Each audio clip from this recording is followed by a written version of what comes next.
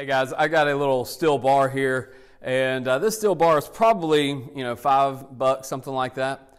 If you were to take this $5 piece of steel though, and put it through the right process and turn it into a horseshoe, you could have something worth maybe $10, okay? $5 to $10. But then if instead of a horseshoe, you wanted, say, to go a little bit more, you wanted some more return on your efforts there, you could go and you could break this down and cut it down and forge it into a box of screws. And those screws could be worth over $200. $5 to $200. That's a pretty good deal. Or if you really wanted to put in the work and you really wanted to put in the effort, you could cut this thing down and you could make it so that it could be a part of a watch. A watch and just a small little spring. And that small little spring could be, when it paired with the watch, could be worth over $250,000. $5, $250,000. Sounds ridiculous, I know. Sounds like a crazy fairy tale. But the reality is, that's a possibility. But it takes a lot of work. It takes a lot of fire. And if this little piece of steel were to have emotions, if it could tell you everything it thought about that process, you would break its heart. You would hurt his feelings so quickly with all the fire you'd be putting him through. You would break this little steel down in such a way that it would probably think that you didn't love it anymore. You didn't care about it anymore. You'd really hurt this thing. But the reality is that you're actually just producing something more valuable. You may not see it in your life right now, but the reality is God is at work in your heart. God is at work in your life.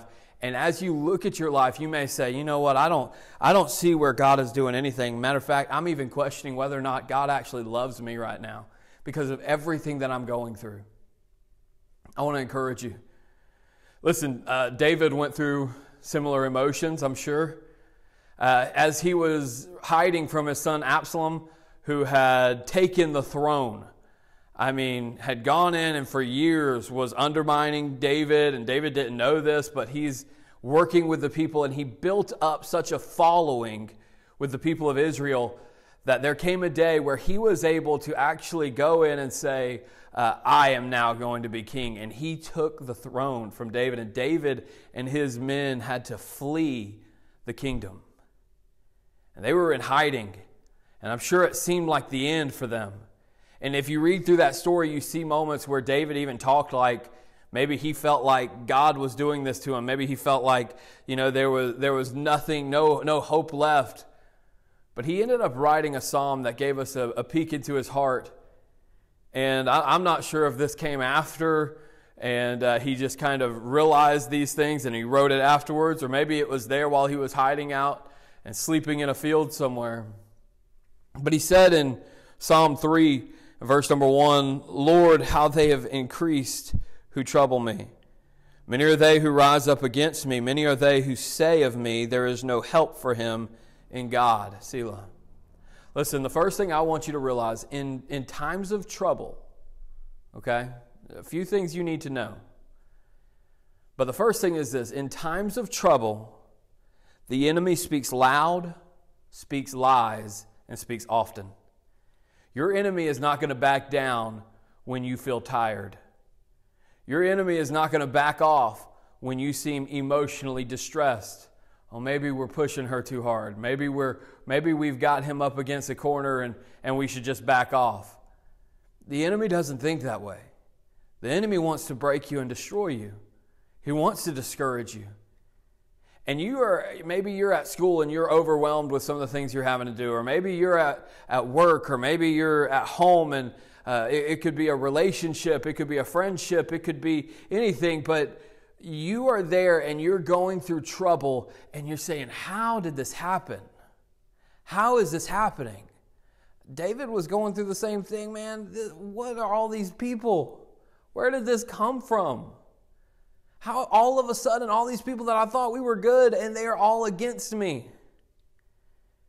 And they're even saying that there's no help for me in God. And if you were to read the story over in 2 Samuel, you would see that some of them during this time actually came to David and told him to his face, said, this is happening to you because of judgment from God. They were even trying to convince him that he was not right with God anymore. Look, the enemy is going to try to break you down. He's going to try to discourage you, and he will use lies. He will speak loud. He'll try to intimidate you, and he is nonstop, relentlessly going after you. And so I want to encourage you to take note and think about it. This is the enemy that's putting me in this position. This is the enemy that's trying to hurt me. This is the enemy that's trying to attack me. But recognize that when the enemy attacks like that, God is still at work and God is doing something. God has not abandoned you, even though the enemy says that he has. Not only that, but in times of trouble, your hope is in the Lord. Your hope is in the Lord. Look with me at verse number 3. He says, "But you, O Lord, are a shield for me, my glory and the one who lifts up my head. I cried to the Lord with my voice, and he heard me from his holy hill, Selah. I lay down and slept. I awoke, for the Lord sustained me. I will not be afraid of 10,000s of people who have set themselves against me all around." What an amazing thought that David was in the midst of this, his own son coming after him, his own people coming after him, and yet he stood up and he declared his faith to be in God. He recognized, you are a shield for me. You are the one who lifts up my head. When people are attacking you, when people are coming against you and your emotions have brought you down and your head hangs low, I want you to trust in the Lord because he's the one who will lift your head. Guys, I have experienced that. I know what it's like to your head to hang low. I know what it's like to sit there and feel like, what is happening? Where did this come from? Why are they treating me like this? Why are they talking to me like this? What did I do? I get it. And in those moments, I encourage you to trust in the Lord, for he is your hope. He is the one that lifts your head. Not only this, he hears you. It said he heard him from his holy hill. He hears my cries. He sustains me. He sustains me. And so I don't have to be afraid. You see, the enemy may speak loud. The enemy may speak lies. The enemy may speak often and just be all over you and attacking you left and right. But your hope is in the Lord. Not only that, when you're going through times like this, I want you to know this. In times of trouble, know that God is already at work. He is already at work. In those verses 7 and 8, he says, "Arise, O Lord, save me, O my God, for you have struck all my enemies on the cheekbone. You have broken the teeth of the ungodly. Salvation belongs to the Lord. Your blessing is upon your people, Selah." The way that he says all that, it's as if he's declaring, God, I know you're already at work. I'm asking you to save me, but you have struck the enemy. You have broken his teeth. Your blessing is already on us. Guys, God has not abandoned you. Your emotions may tell you that. Your enemy may speak loud and tell you, oh, there's no way, there's no hope for you in God. But hope is in the Lord.